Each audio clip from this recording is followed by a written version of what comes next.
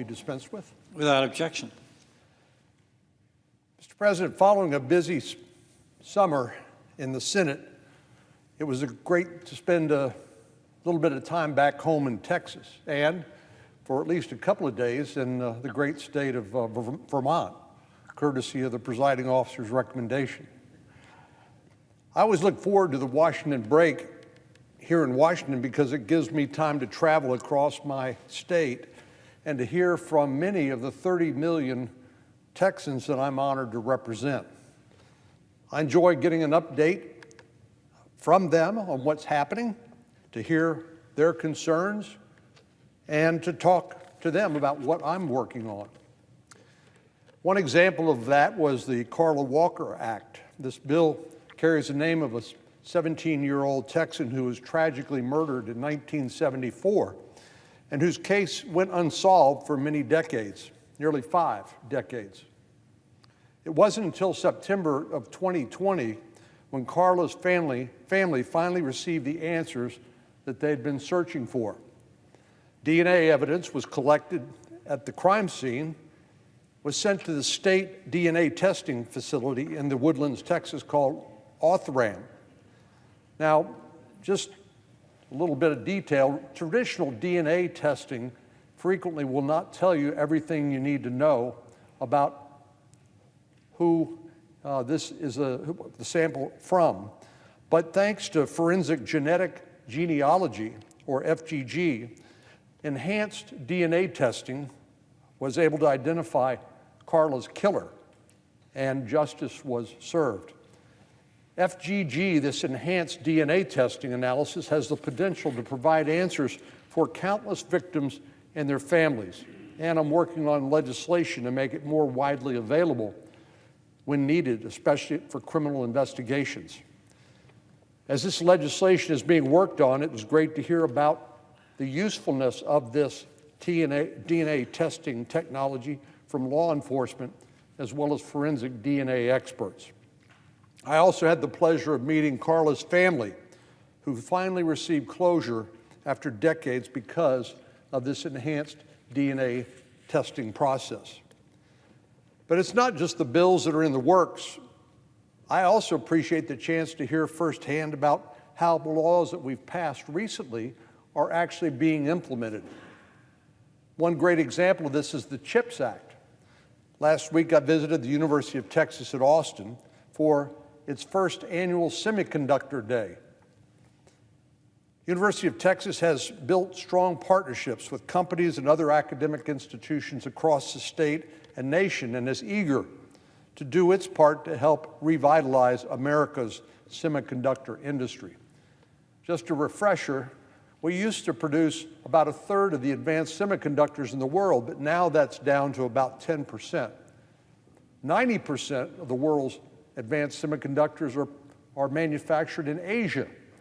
And we all can imagine what would happen if, because of a natural disaster, heaven forbid, another pandemic or an invasion by the PRC on Taiwan, what that would mean to our access to advanced semiconductors, things that power everything from your mobile phone to the Joint Strike Fighter, the 5th generation Joint Strike Fighter. Everything these days requires semiconductors, these microcircuits.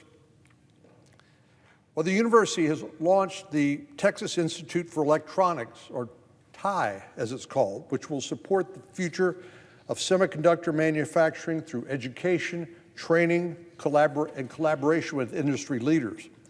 The Department of Commerce staff, which is responsible for actually implementing the CHIPS Act, were there to learn about the incredible public-private partnerships that are driving the chip industry already forward in Texas. This is exactly the kind of collaboration I think we envisioned when I first introduced the CHIPS Act more than 3 years ago, together with our colleague, Senator Warner from Virginia. And it's gratifying to see this vision is becoming a reality in the Lone Star State, as I'm sure it is in other parts of the country. Over the last several weeks, Mr. President, I've also heard from my constituents about the many challenges that families and businesses are facing starting with high prices on everything from food to housing, exacerbated by what President Biden calls Bidenomics. Like Texas Governor Ann Richards said in the summer of 1992 at the Democratic National Convention, she said, well, you can put lipstick on a hog and call it Monique, but it's still a pig. Nevertheless, I've come back to the Senate refreshed and ready to get back to work.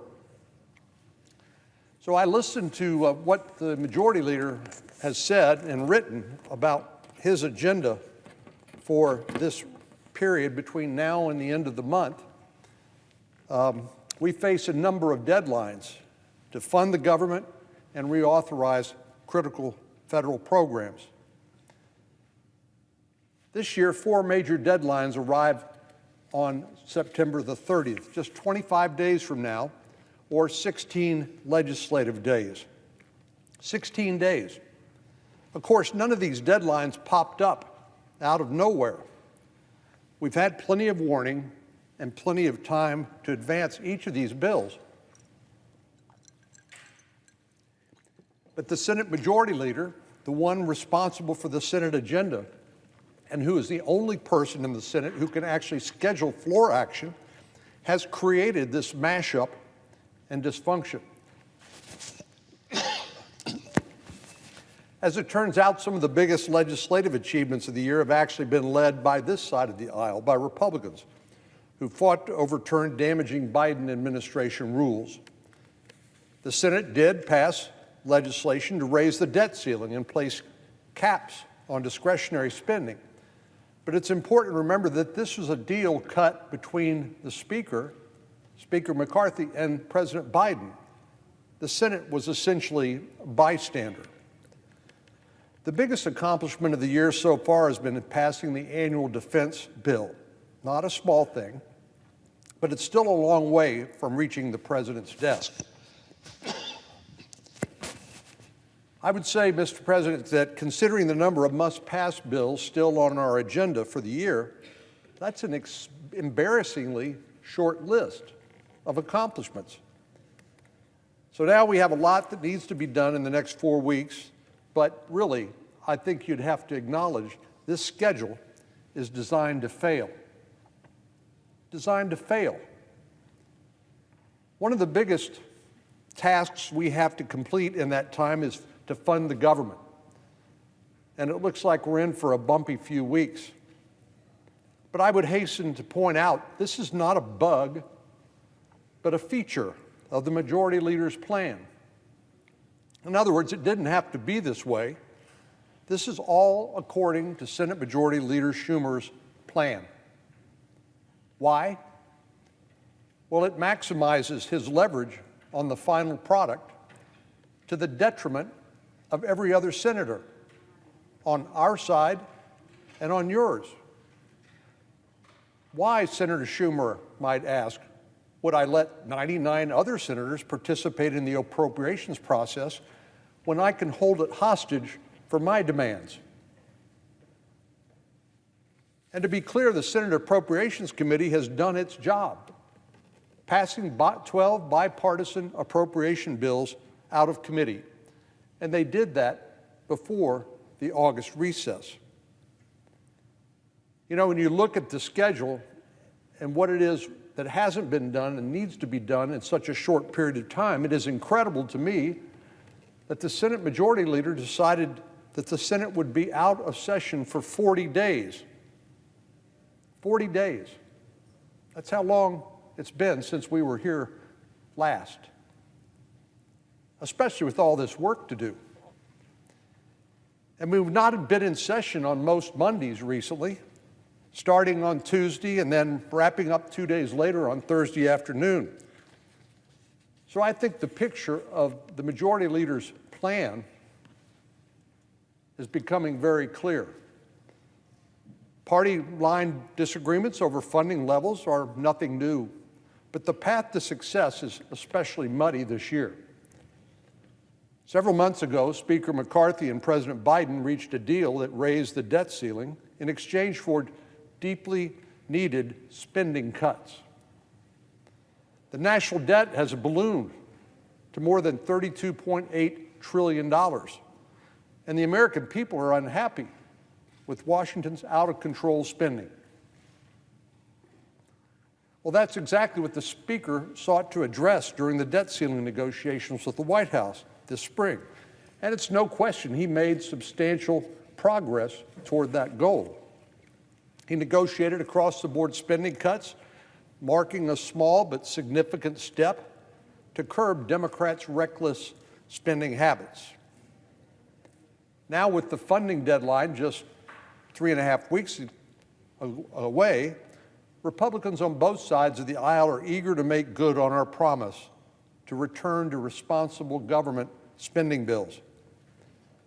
House members are knee-deep in discussions over the best way to pursue those spending cuts, and I expect we'll hear more when the House returns to Washington next week. But still, that hasn't stopped the Majority Leader from criticizing them. Just last week, he referred to the Republicans in the House, their spending cut discussions, as political games. Well, if this isn't a game, I don't know what is. Planning for the failure of the appropriations process and trying to jam through a spending bill with 16 legislative days left. I suggest the Majority Leader look in the mirror for the identity of the person who has brought us to this point, the one who has been playing the games. As I said, he's already trying to blame Republicans in the House for a potential shutdown, and right on cue, the press has started the drumbeat driving that narrative. That's all you're going to hear between now and the end of the fiscal year is there going to be a shutdown or is there not going to be a shutdown, all of which is absolutely unnecessary if the Majority Leader had used the authority that he has to schedule a vote on 12 appropriations bills that we could take up and pass out of the Senate. The House could do the same. We could reconcile the differences and avoid all of this drama. Well, thank goodness our Democratic colleagues no longer control all levers of government. Senator Schumer and the President now only have some say, not total say, over legislation. With divided government, Democrats no longer have the power to jam spending bills through both chambers of the Congress like they did last year. The American people elected a Republican majority in the House, which is pledged to rein in reckless federal spending. Well, I hope that Speaker McCarthy and our other Republican colleagues in the House will succeed in their efforts, this time on appropriations bills.